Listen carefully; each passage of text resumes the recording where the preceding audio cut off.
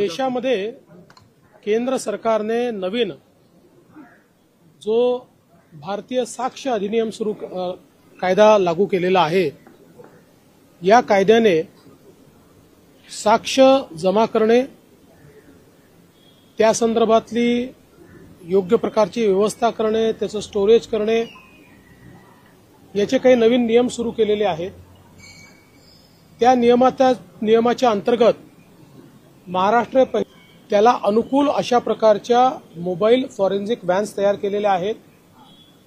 या प्रत्येक mobile forensic व्हॅनमध्ये वेगवेगळ्या प्रकारचं साहित्य त्या ठिकाणी असणार आहे।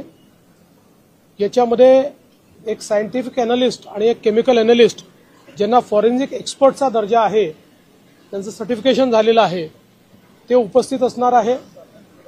आणि क्राईम सीनवर जाऊन पहिल्यांदा ते क्राईम सीन ताब्यात घेतील आणि तिथला जो काही एव्हिडन्स आहे तो एव्हिडन्स ते जमा करतील।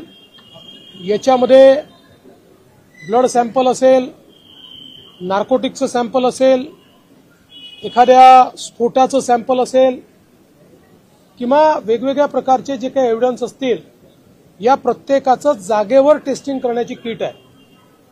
त्यामुळे कुठल्याही प्रकारे आपल्याला अनेक केसेसमध्ये योग्य एव्हिडन्स नाही म्हणून जो काही क्रिमिनल सुटताना दिसतात तसं याच्यामध्ये होणार नाही।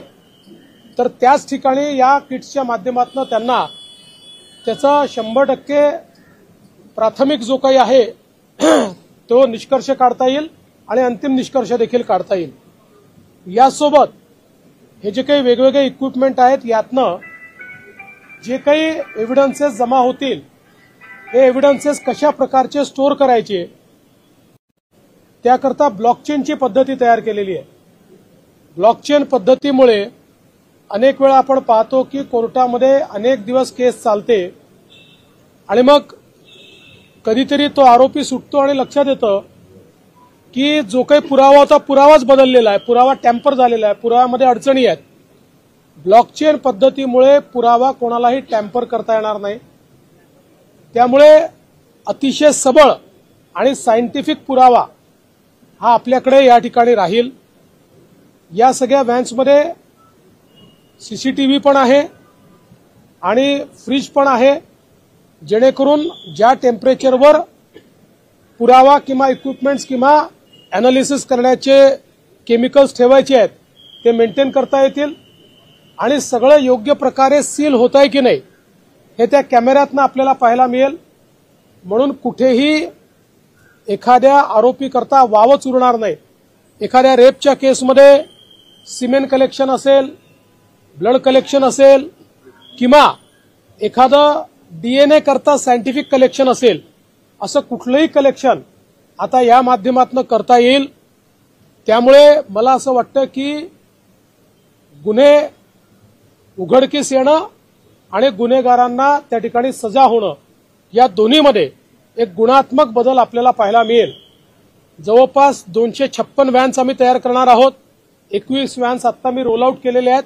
सगळ्या व्हॅन्स या रोल आउट होतील, सगळ्या भागांमध्ये या व्हॅन्स उपलब्ध असतील। यामुळे आपल्या डिटेक्शनमध्ये आणि कन्व्हिक्शनमध्ये एक महत्वाचा फायदा या सगळ्या व्हॅन्समुळे होणार आहे। मी आमच्या विभागाचं अतिशय मनापासून अभिनंदन करतो। फॉरेन्सिकचे आमचे डीजी या ठिकाणी आहेत, फॉरेन्सिक विभागाचे आमचे सर्व अधिकारी या ठिकाणी आहेत। या सगळ्यांनी अत्यंत वेगानं चांगल्या पद्धतीनं हे काम या ठिकाणी केलेलं आहे आणि मला वाटतं की याच्यातनं महाराष्ट्रामध्ये आपल्याला अपराध सिद्धीचा दर देखील मोठ्या प्रमाणात वाढवता येईल आणि अपराधांच्या मनामध्ये भीती तयार करता येईल। आज महाराष्ट्र में भारतीय साक्ष्य अधिनियम के अंतर्गत केंद्र सरकार ने जो अपेक्षित किया था उस प्रकार की व्यवस्था को सबसे पहले महाराष्ट्र ने कायम किया है। हम लोगों ने मोबाइल फॉरेंसिक वैन का अभी उद्घाटन किया है। ये मोबाइल फॉरेंसिक वैन किसी भी क्राइम सीन पर जाकर क्राइम सीन को सबसे पहले वहां पर फर्स्ट रिस्पोंडेंट के रूप में अपने कब्जे में लेगी। इसमें फॉरेंसिक एक्सपर्ट्स होंगे, केमिकल एनालिस्ट और टेक्निकल एनालिस्ट होंगे वहां पर जाकर किस प्रकार से एविडेंस को कलेक्ट करना है, इसका प्रशिक्षण उनको है। उनके पास सब प्रकार के एविडेंस कलेक्शन के किट्स है, जिसमें चाहे उनको ब्लड कलेक्शन करना हो, ब्लड सैंपल वहां पर जो दाग होते हैं उसको कलेक्ट करना हो, या फिर सीमेन कलेक्ट करना हो, या फिर कोई नार्कोटिक्स का उनको कलेक्शन करना हो, या फिर अगर वहां पर बम विस्फोट हुआ है तो कौन से प्रकार के केमिकल का उपयोग किया गया है, इसका एनालिसिस करना हो, देन एंड देयर वही उसी समय वो उसको कर पाएंगे।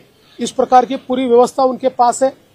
अलग अलग प्रकार के जो साक्ष्य वो जमा करेंगे, उनको किस प्रकार से स्टोर करना, इसकी पद्धति उनको सिखाई गई है।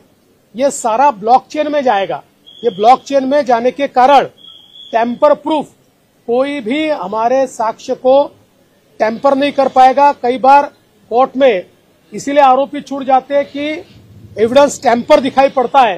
अब टेम्पर प्रूफ एविडेंस होगा, और उसके साथ साथ इसको किस प्रकार से कलेक्ट करना, ये सारी व्यवस्थाएं तो की हुई है।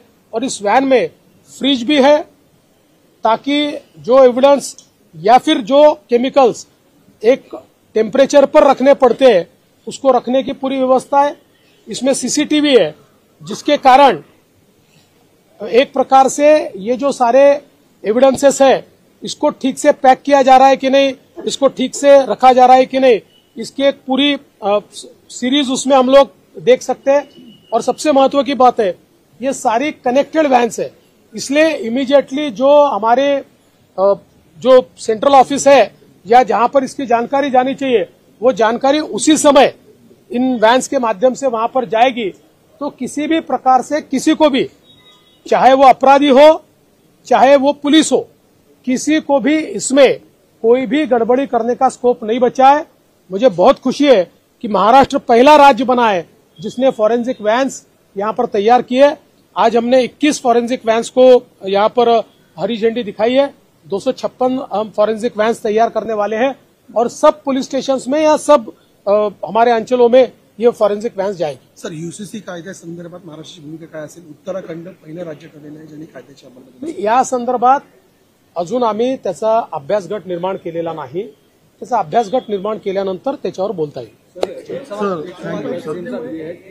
जिस तरीके से सैफ अली खान वाले मामले में कल बहुत सारे न्यूज़पेपर्स और बहुत सारी जगहों पर आया कि सैंपल्स जो लिए गए, जो फिंगरप्रिंट्स हैं, जो मैच नहीं कर रहे हैं, इस तरीके की जो चीजें। देखिए, मैं साफ कहता हूं और मीडिया को भी मेरा कहना है कि जो बातों की पुष्टि नहीं है, पुलिस ने जो बातें बताई नहीं है, जो बातें हुई नहीं है, उसको लिख कर या उसको दिखा कर इस प्रकार से एक कंफ्यूजन तैयार करना ठीक नहीं है।